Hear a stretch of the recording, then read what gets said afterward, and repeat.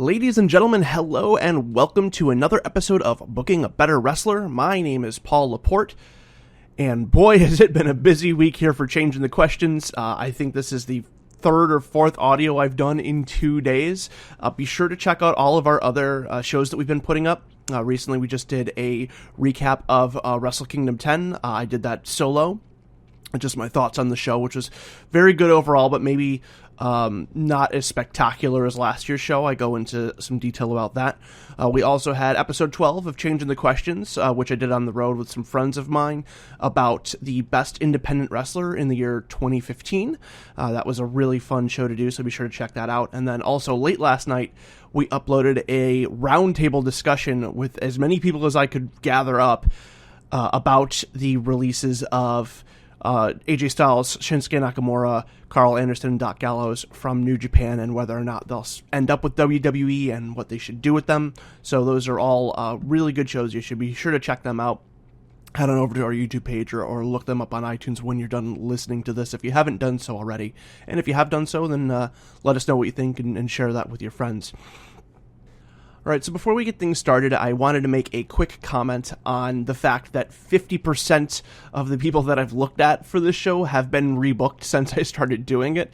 On Monday, the Social Outcast debuted, which is a new stable featuring Heath Slater, Bo Dallas, Adam Rose, and Curtis Axel. I don't necessarily know if this is the way to go with those guys, but I'm glad they're doing something, and I think that that's good. So it's going to kind of depend from here where they go with it. Now, I was actually planning on recording a show on Bo Dallas today, but because they are doing something new with him, and they're in the middle of kind of transitioning him or doing something else, I'm going to leave that and see where they go, and maybe they'll actually do a good job. If this kind of fizzles out after a couple weeks, then maybe I'll go back and do a Bo Dallas episode, but I decided that I was going to do a different episode at the request of one of my friends. I'm going to be doing this episode on Damien Sandow. Now, this episode is going to be controversial because previously I've looked at guys and I've just kind of booked them to get them back on the show, basically. I mean, I did put the titles on the Ascension, but that's not a super high bar to climb when you are in a tag team. There's a very limited amount of tag teams in WWE, so this really should be the goal of where every tag team you book is, to kind of get them to the belts. So I'm going to book Damien Sandow not just to get him on television.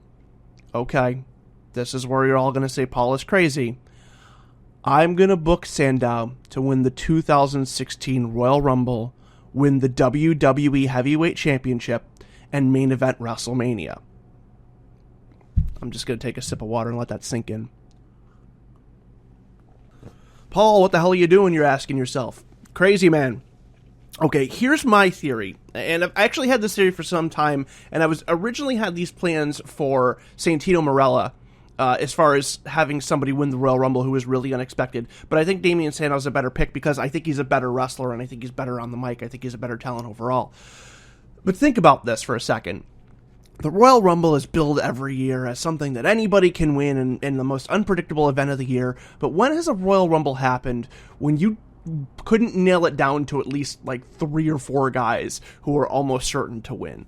You know, every once in a while there's a guy who runs deep that you don't expect or something like that. But really, the winner is always fairly predictable. I want to see what would happen if the Royal Rumble winner was somebody who was completely out of left field. And I originally had the plans for this episode before they announced that this would be for the World Heavyweight Championship, but I still think it'll work, and here's why.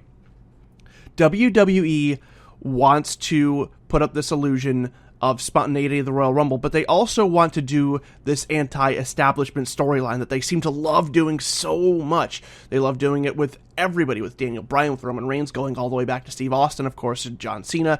Every top babyface they have is booked as this anti-establishment guy, but you can argue, with the exception of Daniel Bryan, every top babyface is just this superhuman looking person who can do things that no regular person can do. I guess you could say Steve Austin and Mick Foley would be excluded from that as well. But these people look like people that the company would want to have the title because that's how the real world works.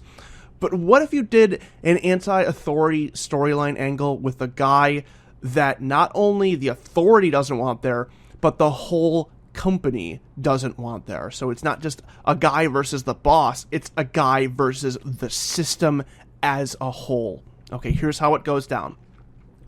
Royal Rumble, we get down to our final participants. We have 5 guys in the ring. We'll say Roman Reigns, Sheamus, Sandow, Kevin Owens, Dean Ambrose. The guys at the top don't really necessarily matter except for Sheamus and Roman Reigns. We're also going to go under the assumption that Brock Lesnar is not in the Royal Rumble. He decided to skip it or whatever for reasons we'll put up later. Or the fact that none of the New Japan 4 are in it. No Bullet Club, no AJ Styles, no Nakamura, nobody. These guys do not get booked for the Royal Rumble. We hold them off until afterwards, maybe even after WrestleMania. So you get down to these final 5, and Ambrose is eliminated by Kevin Owens. Roman Reigns eliminates Owens. And then you're down to Sheamus and Roman Reigns, and these two are battling it out. And every time Sandow tries to get involved in the mix, he just kind of gets swatted away, both by Ambrose and Owens, and Reigns and Sheamus. They just kind of bat him away or hit him with one move and drop him, but they don't ever actually bother to eliminate them or to eliminate Sandow because they have bigger fish to fry. So Sheamus and Roman are battling it out. They get both near the ropes. Roman runs, hits him with a clothesline. Sheamus hangs on. The momentum carries them both over. They both hit the floor. And then Sandow stands up. And he's the only guy left. He's the last entrant. He's the sole survivor. He's the winner of the Royal Rumble. And Sheamus and Roman both look in the ring. And then they look to, like, the timekeepers and the referees like, no, like, this isn't right. Like, no, we have to, like, restart this or do something. Like, he's not supposed to be the guy who wins. And almost kind of alluding that this is a shoot moment, like he really wasn't supposed to win, but not. It's going to be kind of like a work shoot thing where they're like, no, he's not the winner. One of us is supposed to win. And the referees just ignore him, slide in the ring, give him the title. There's no controversy. He's the last standing guy. Damien Sandow is your World Heavyweight Champion. Sandow is in complete and utter disbelief. He's in shock, but he takes the belt. He heads to the back. He's your champ. The next night on Raw starts off with Stephanie McMahon coming down to the ring. No music, no nothing. It just starts off with that. It's like we haven't even started the show yet, but she walks down the ring. She grabs a microphone, gets in the ring and says, last night, something happened that wasn't supposed to happen. We have to get this situated right now. Damien Sandow, get down here and bring that belt with you. Damien Sandow comes out with the title over his shoulder, and Stephanie goes to cut this brutal promo on Sandow, basically trying to browbeat him into giving up that title, saying, we put guys like you in the Royal Rumble for guys like Sheamus and Rusev and Kevin Owens, and yes, even Roman Reigns, to throw out.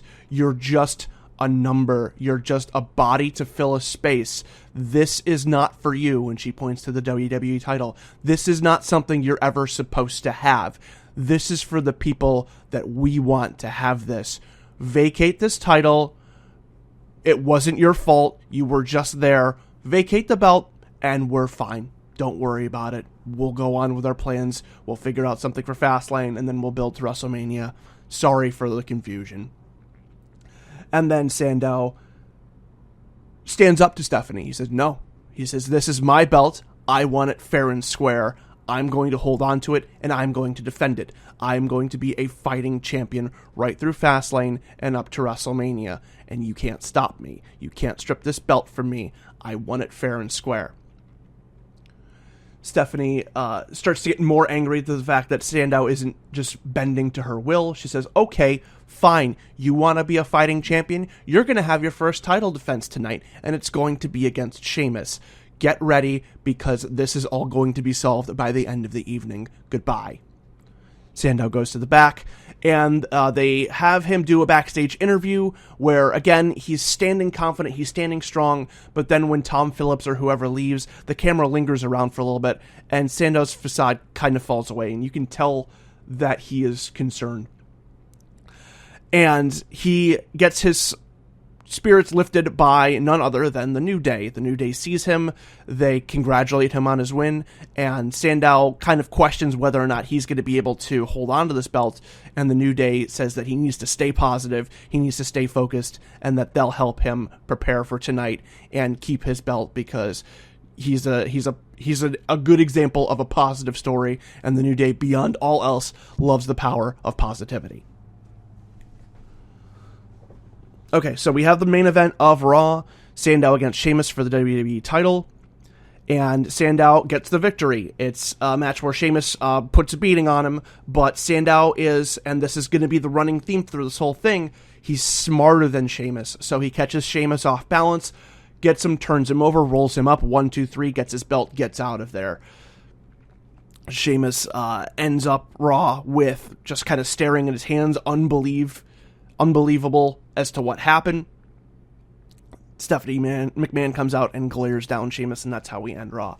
Next week, similar setup. Sandow comes out, has the belt, cuts a promo about his opponents, saying that, he may not be the strongest or the toughest here, but he has the heart, the determination, and the intelligence, and he's going to keep this title.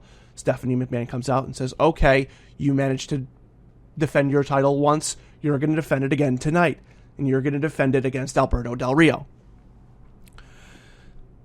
Sandow accepts the match. He goes to the back, and he gets back there, and the people are looking at him backstage, just everybody, like he's a pariah, like he's somebody that they don't want to be around. People are kind of looking at him with disgust, or looking at him with anger, because this guy has upset the whole order of this company. Maybe you have certain people, maybe you have Kevin Owens mentioned to him, like what are you doing? Why do you have this? This is nuts. It's like, you're not just hurting yourself, you're hurting this whole company. Nobody wants to see Damien Sandow in the main event of WrestleMania. Just give the stupid title up and go back to eating your catering and playing video games with the New Day. Just give it up. And Sandow kind of takes those words in, and then he does manage to find one additional ally beyond the New Day, and that is the aforementioned Social Outcasts. They say that Sandow's one of them. He's friends with all of them. He's gone on the road with all of them. He's been overlooked by the company like all of them, and if he needs their help, then they've got his back. With this knowledge, Sandow comes out. He defends the title successfully against Alberto Del Rio. This one kind of a similar fashion. Alberto Del Rio is going to have the advantage for most of the match, but Damien Sandow is going to outsmart him. Maybe he's one of the few people who doesn't actually sit up in the corner when Alberto Del Rio goes for the double stomp. Alberto Del Rio misses it. Sandow gets him with a roll-up or gets him with a quick finisher. It's funny, I don't even know what Damien Sandow's finisher is, but either he uses whatever that is, or he invents a new one, something like that, gets the victory over Alberto Del Rio, and then we're off. All right, the following Monday Night Raw is more of the same. This time, Sandow's going to be defending his belt against Rusev. Rusev, again, similar situation as the past few weeks, beats him down, but Sandow just gets the win by hook or by crook, gets the victory, always manages to get away by the skin of his teeth. And he has the advantage of not only being able to outsmart his opponents, but he also has friends, so if the League of Nations tries to interfere, or if anybody does, they can run interference on that and counter them, and then it's just Sandow and that guy, and he always just manages to get away, kind of similar to the way that, Eddie Guerrero or Mikey Whipwreck did. Those are good examples of champions who were outgunned, but still managed to get away with the belt every time. So Sandow uses his smarts to his advantage, gets the win over Rusev, but you can tell that he's starting to get worn down. He's having to fight these top shelf guys every week, guys who would normally destroy him, but the belt has kind of pushed him to operate at a higher level, but nonetheless, it's still taking its toll on him, and he's getting worn down more and more every week. Following week, we have the Authority come out and say, okay, so you've gone through the League of Nations. Congratulations. Good for you. Your title defense tonight is against somebody that we would much rather see with the belt than you, despite the history that we have with him. Your match is against John Cena.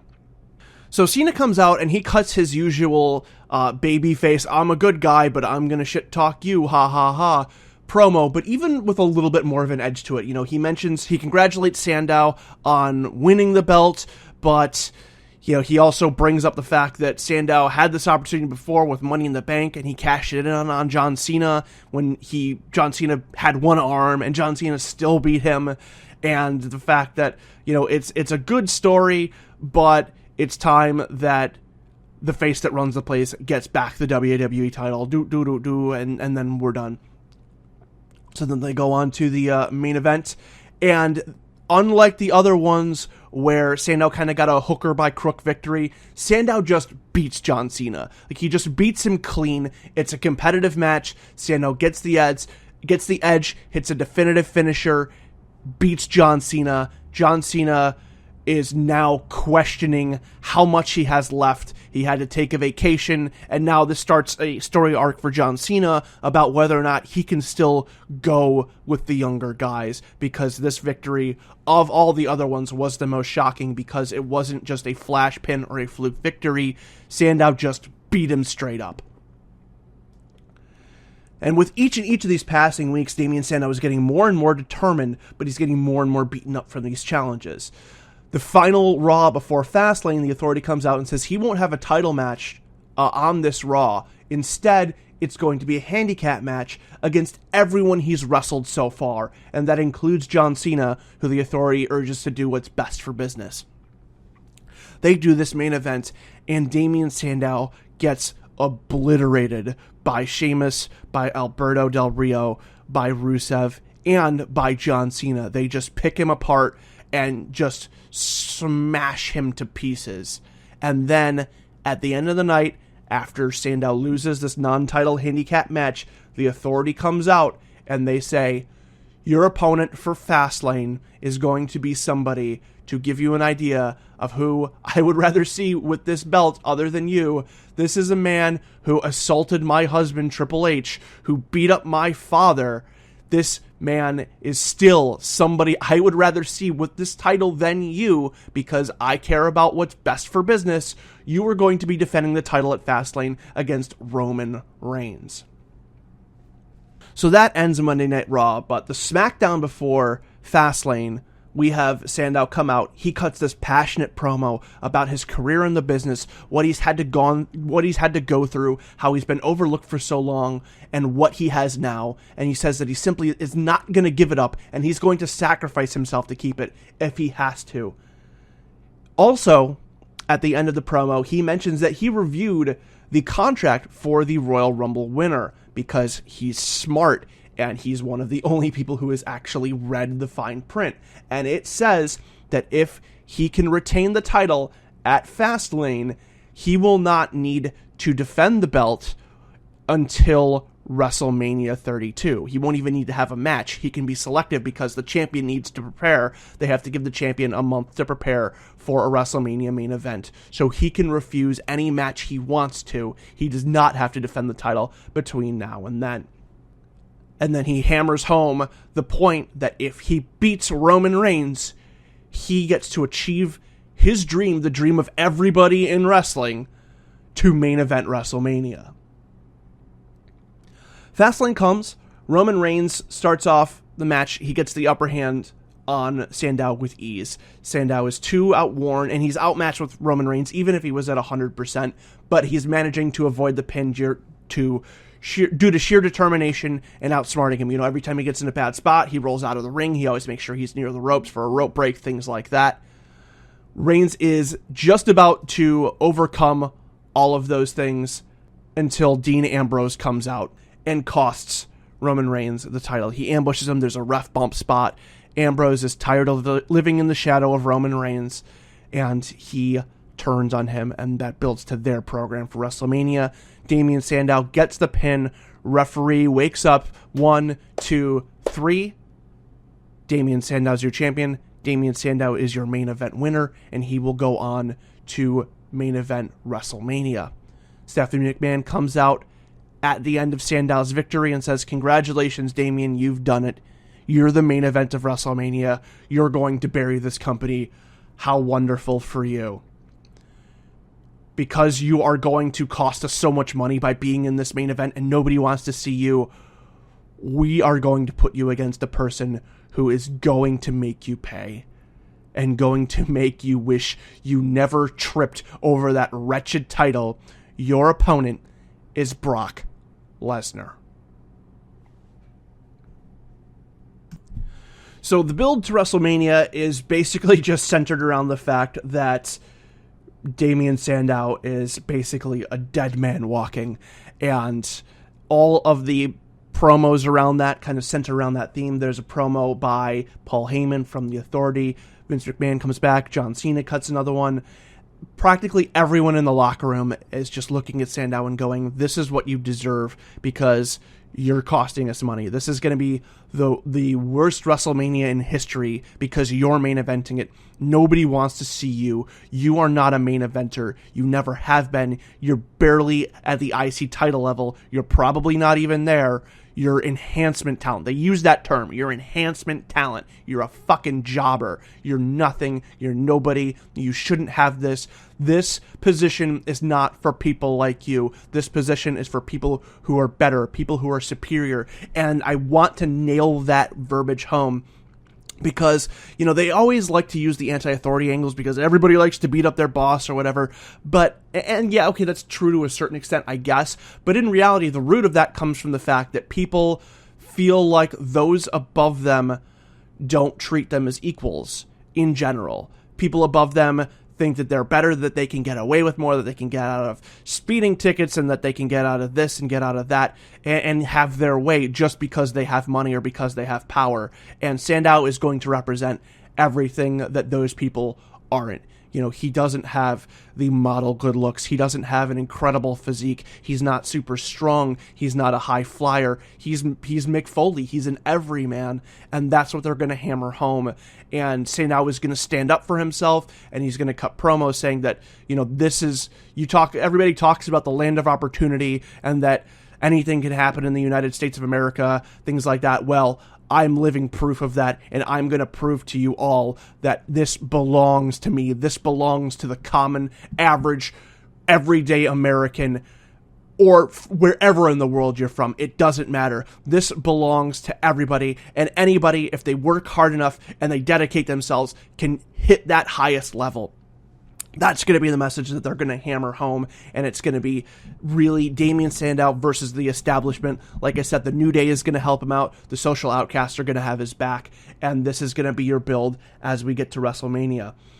WrestleMania comes along, and the main event happens, and Brock Lesnar just rips Sandow in half for probably about 10 minutes or so, just toying with him. Like, he could beat him at any time. He could pin him whenever he wants, but he never bothers to do so. He just flips him all over the ring, runs him over, hits him with clothesline strikes until Brock Lesnar charges at Damien Sandow. Damien Sandow ducks, grabs the top rope, pulls it down. Brock Lesnar goes over, lands, hurts his knee. His knee is visibly hurt. The announcers sell it. Maybe even the announcers are against Damien Sandow at this point because they don't think that he's best for business. Or maybe there's just one standout who is still cheering for him. Maybe Cole is the face and then JBL is the heel who's saying that, you know, well, like kind of similar to he did with Ambrose, where nobody wants to see this guy on Good Morning America, Michael, doing something stupid like that.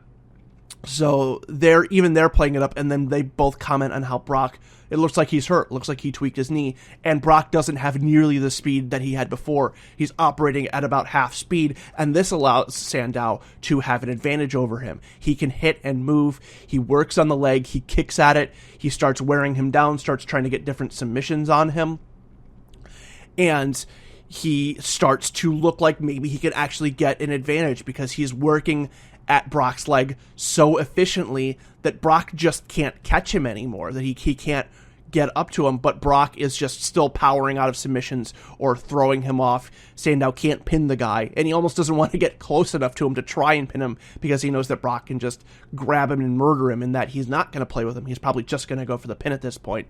While this is happening, the League of Nations comes out, tries to run interference, but the New Day comes out and counters along with the Social Outcasts, and then they stand guard at ringside to make sure that nobody else interferes in this match. This is just going to be between Brock and Sandow. And then we get down to the final spot. Brock picks Sandow up for an F5, standing on one leg, basically. He goes for the F5. Sandow lands on his feet or drops down, grabs Brock Lesnar's leg, and locks him in a knee bar, which, for those of you who watch MMA, will know is the move that Brock Lesnar tapped out to in his first UFC fight against Frank Mir. He grabs it, he pulls at it. Brock Lesnar is screaming, he is pulling, ripping at the mat, trying to get to the ropes. It looks like he's just about to tap out when he musters up all of his strength, kicks off Sandow, bursts up to his feet, yanks him up on his shoulders, F5, bang, 1, 2, 3. Brock Lesnar beats Sandow and gets the WWE Heavyweight title back in his grasp. He doesn't stick around to celebrate, though. He just basically grabs it and hobbles off, looking back at the ring like he does not know what happened. Paul Heyman doing a similar thing, just trying to, like, let's get you out. We have to get you to a doctor. Let's go. Come on. And then he looks back at Sandow in disbelief. And Sandow's laying there for a moment. And then he gets up. And he looks around at the gigantic crowd that he has main evented this show for. New Day comes into the ring. They cheer him up. Sandow is obviously dejected. Hopefully the crowd will have appreciated the effort as well. And WrestleMania 32 ends with the New Day holding Sandow up on his shoulders, losing the battle, but winning the war, achieving his dream, and being a top guy, and shutting out and closing out WrestleMania to the ovation of 90,000 people, or however many are going to be there. Okay, so that's going to wrap this episode up. This was a longer episode than usual, but I kind of had to do a lot of running around to book Sandow into such a huge position. I hope you guys enjoyed it. Again, this is just kind of more to hammer home the point that I think professional wrestling should be more unpredictable, and a top guy is only a top guy because WWE says that they are, and I think it's time that WWE puts some sort of emphasis on getting an everyman in there, and they love to do their anti-authoritarian storylines, so I think that this is kind of a new spin on an old favorite of theirs that is going to feel fresh and that the crowd is going to enjoy. I hope you enjoyed it as well. I'd like to know what you think about this episode and all the episodes before. You can send us feedback at changingthequestions@gmail.com, or you can check us out on Twitter at changingtheqs. That's at changingtheqs. If you are listening to this on YouTube, please be sure to like and subscribe. We're trying to get to, I'd like to get to 50 subscribers by the end of January. So if you like what you've seen so far and you want to stay up to date on everything that comes out, because we put out a bunch of content, just hit the subscribe button, give us a like, comment there if you want to see anything new, or you want to see us do anything differently, or any future wrestlers you'd like to see on Booking a Better Wrestler. You can also check us out on Facebook. Just search for Changing the Questions. Be sure to like us there. As a matter of fact, if you go to our YouTube channel, there's a link for us there. If you're listening to this on iTunes, be sure to give us a 5-star review. Leave us some nice feedback under the review section. Also, if you're listening to this on iTunes, you may notice that some of our older episodes are not there. That's because the system that we use for uploading for podcasting only allows us to upload so much data. So if you want to check out some old episodes that you haven't seen before, for now, you can just go over to our YouTube page. We have everything over there that we've done. I'm also going to be uploading some exclusive clips, some kind of outtakes or things from shows that have kind of gone way off the beaten path, as bonus content on our YouTube page. So there's going to be even more content going up. We're going to have another episode of Changing the Questions up tomorrow. We're going to be doing a Royal Rumble preview show within the next week or two. Lots of things here for Changing the Questions. We've gotten some great positive feedback from you guys so far, and we want to continue to deliver good content for you guys. Thank you so much for listening. We'll see you again very, very soon. Take care.